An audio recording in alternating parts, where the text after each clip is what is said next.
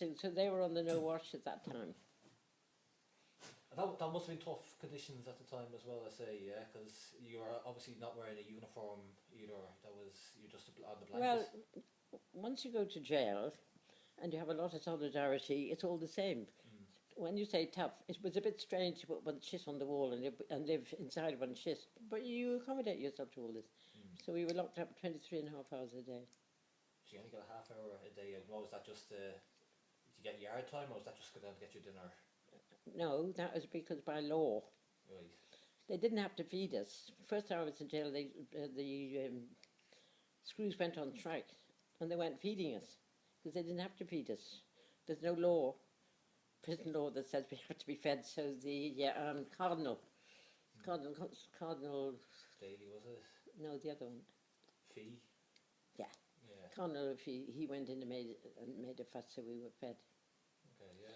So that's the reason why the no wash happened in Armagh jail, because there was no legislation about us being able to go to the toilet. So the only legislation was half an hour exercise a day. That was the only thing that was enshrined into it. So that what happened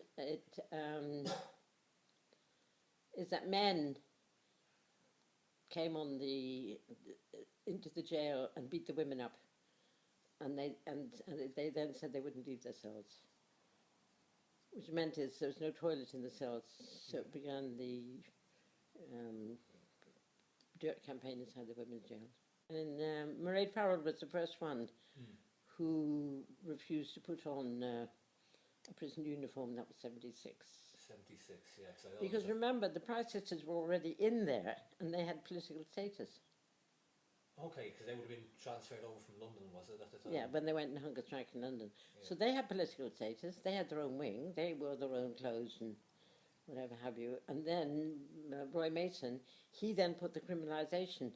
See, this is the whole contradiction. So therefore you had political prisoners in there. And that certain date then, legislation changed and they said, no, you're a criminal.